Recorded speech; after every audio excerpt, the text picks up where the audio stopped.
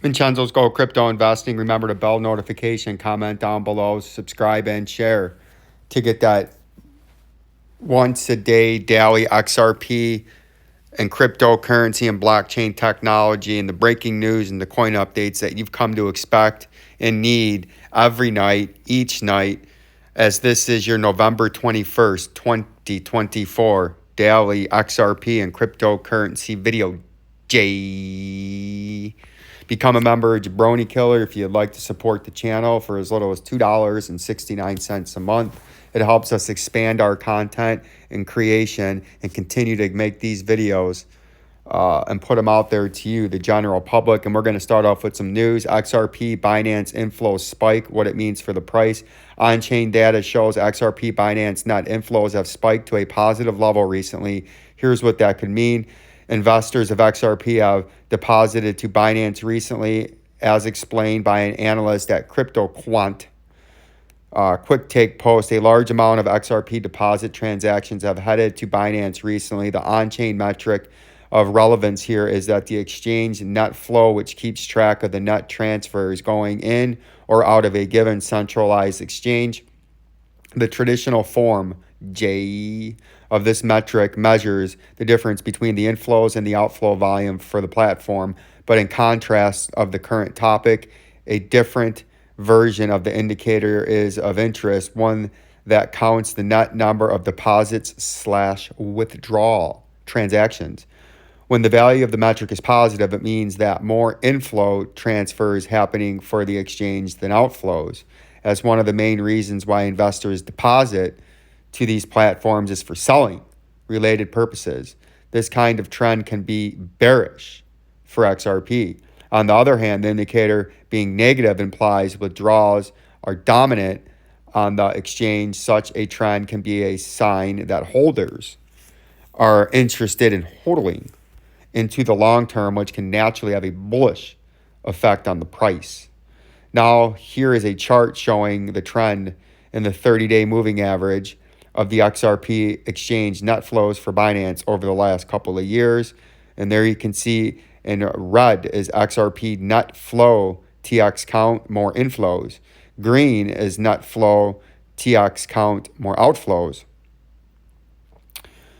As is visible in the above graph, the XRP exchange net flow for Binance has mostly stayed inside the positive territory during the last 2 years, as you can see right there in the green, which suggests investors have constantly been making withdrawal transactions. However, the metric appears to have diverged from the norm as its value has registered a sharp positive spike. The asset has seen a sharp rally over 54% in the past week, 13% today, the 21st of November.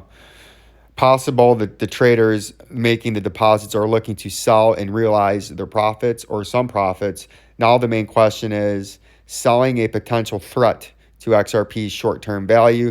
The indicator is sitting at 470 right now, which suggests significant more inflows than outflows, considering that this also just the 30-day moving average. The peak value is bound to be even higher.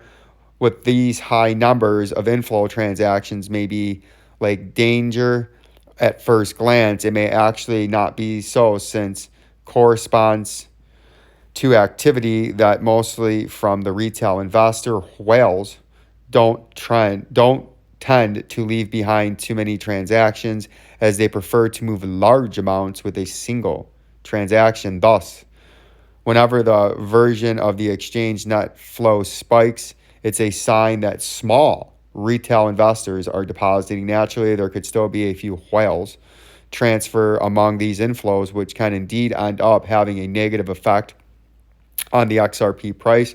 XRP pulled ahead of the rest of the market with a sharp rally during the past week, which takes its price to $1.09, which now as of today, we have skyrocketed past that $1.09 when this article came out.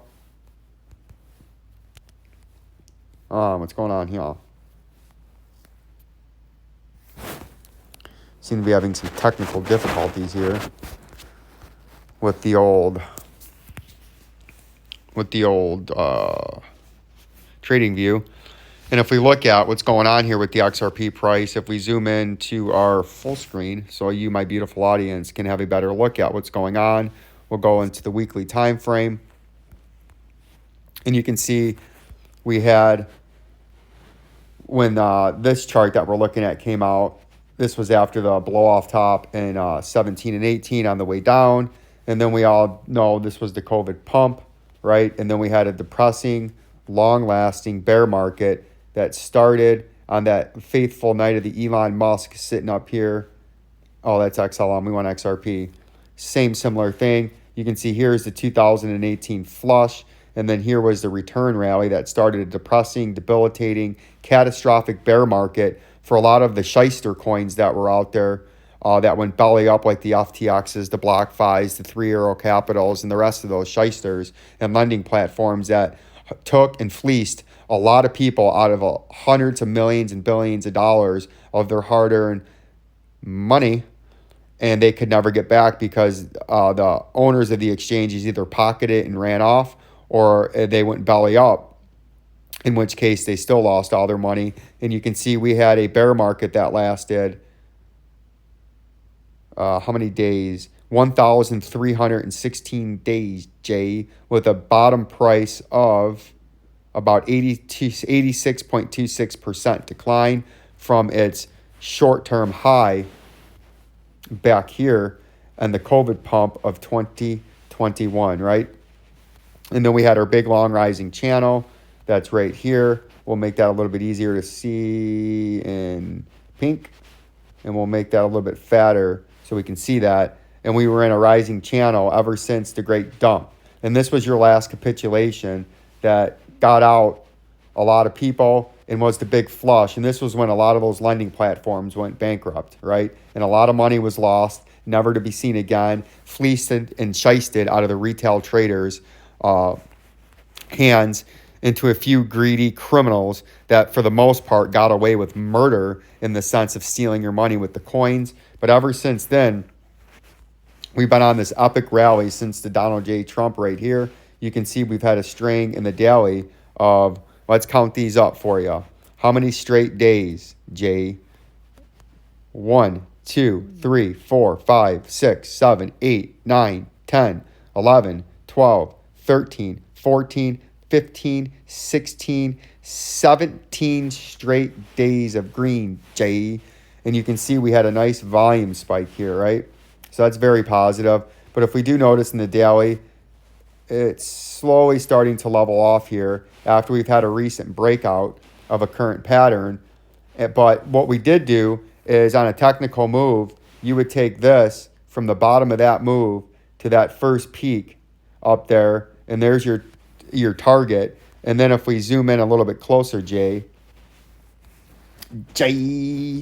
we can see we consolidated quite nicely here into what looked like a pennant flag over the last 6 or 7 days.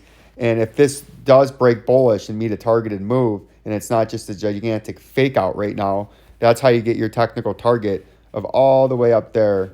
We'll put it over here so it lines up. It broke out right there, all the way over here at $2.90, just about $1 below its all-time high, I believe. I think we got into the mid $3 off memory, with major upper resistance sitting up here at $1.94-ish. And then we have major support between the 97 cents and 68 cents on the underside, because this blue trading box was major support and resistance. If we take a quick zoom out, you can see we had 1, 2, 3, 4 major areas of resistance, and then 5 right there, and then 6, 7 back there, and then the major one where we got rejected off that 91 cents back on that faithful day in 2023. It was a major area of resistance. And then when we came back down to try to hold this and flip this critical area as support, we were not able to flip that critical area as support, and we flushed. And we had a major flush after the manipulation and the orchestration of the felonious pump based off of Judge Torres's news. And after we had a 100% pump in one day, about 100.2%, we went from the wick, and that's why we told you back there, and I took a lot of heat, that there would be a better buying opportunity. You don't buy on a single day pump like that. And it went down 55.13%, or a 100% flush from where it started till where it ended. But that really signified, which we didn't know it at the time, was your bottom, because other than floating with it once and then a quick spike down here on July the 24th, we haven't been down there very long. And then we had the Donald J. Trump hyper pump that we're currently in right now. Oh my God, I don't care. None of my audience cares about that. And now we're on the Donald J. Trump hyper pump, and we broke out of this current pattern that we're in right now. So what we're going to look at now, like we were looking at then, is obviously this broke out to the upside. So now what you got to look out for is, do we go straight up in a traded fashion all the way up here to this $1.90 and then form a new local consolidation? Or at some point between where the price is now and this up here, do we have some kind of consolidation? And if we do, at some point there will be a healthy correction. Just, is it going to be at $1.40 or is it going to be at $5? Nobody knows. But say you had a correction in the short term and came back down to this critical 91 cents, you hold it, get some more buyers momentum, and that would be a very, very healthy correction.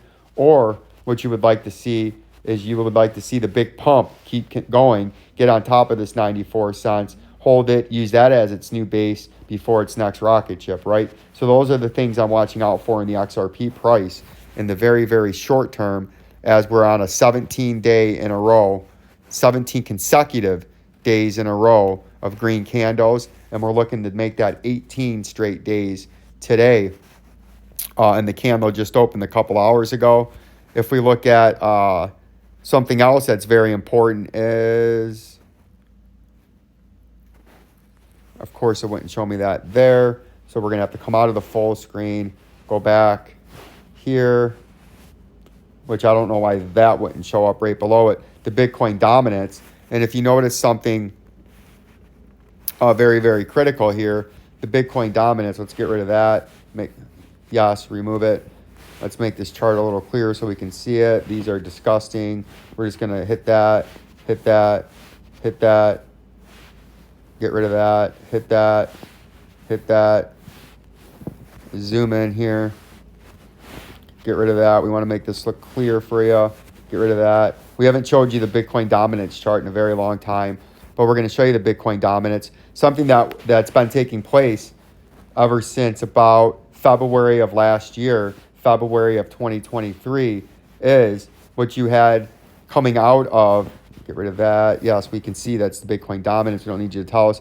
From 2017, after the first great pump in the altcoin season, we had a 62.77% dump in the Bitcoin dominance. And that, get rid of this. And that was its lowest ever on Bitcoin dominance, because a long time ago, when there were very little coins, Bitcoin's dominance was always like 80%, 90%, and that 35.41% was the local low in Bitcoin dominance. And one thing about the Bitcoin dominance is, when Bitcoin dominance, we'll put a little tag there, rises, usually people are scared and they're selling out of altcoins and dumping it into Bitcoin because they're scared and they want to go to what they perceive as the safest coin. And you can see right here, from about 2018 of March all the way up until September 19th, leading up into the fateful COVID hysteria, Bitcoin dominance was rising. But then as you had an altcoin explosion in late 2020 and in the early springtime of 2021 through about the early summertime, Bitcoin dominance was in a bear market. People were selling their profit in Bitcoin and putting them in the altcoins, right? And it was a very good time briefly for altcoins rallied really specifically hard in this springtime area right here. In the very early going of when Bitcoin dominance started to sell off, they were taking profit and trying to find the next runner from March, April, May, and June. During this time right here, there was a big spike in all the altcoins across the board, of new altcoins, old altcoins, meme coins of the time. they were hyper pumping, right? Where did my Bitcoin dominance go? Fuck. Really, it's just going to disappear? My Bitcoin dominance? So now we got to find that again. That's crazy.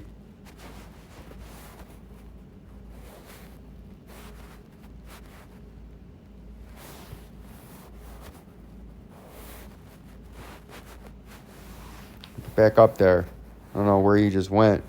But that was a big, big hyper pump right there as they were selling the profits out of Bitcoin and dumping into all the altcoins that they could find. Then as Bitcoin dominance started stagnating, the alt season started to die, started to sell off.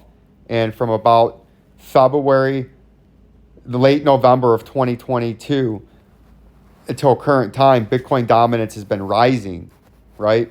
And then Bitcoin price bottomed out and started to rise off of its 50% correction from its all-time high. And what we're looking at here is if we have another big, because you're coming up to a major resistance zone in the Bitcoin dominance, and we're beginning to see an alt season take place. If we do see something similar to this in Bitcoin dominance right here,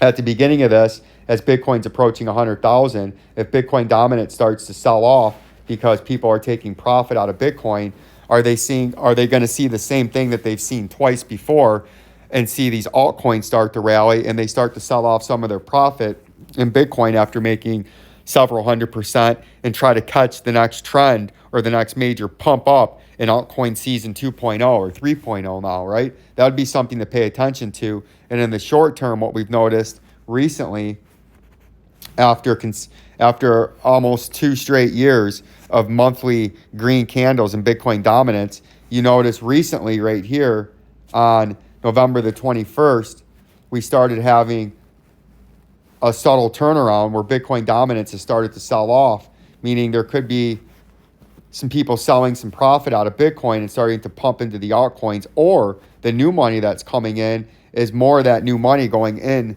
to the altcoins instead of Bitcoin. And that's something that I'm going to pay attention to over the next several months. Do we get a big drop down in Bitcoin dominance and a big push, an even bigger push than we already have right now? Because even though the altcoins have rallied a couple of 100% across the board, some of them are still down 60, 70, 80% from their highs. So they still have a lot of room to move to the upside. And that's something that I'm paying attention for you, my beautiful audience, right? And that's something that we're going to have to continue to pay attention for.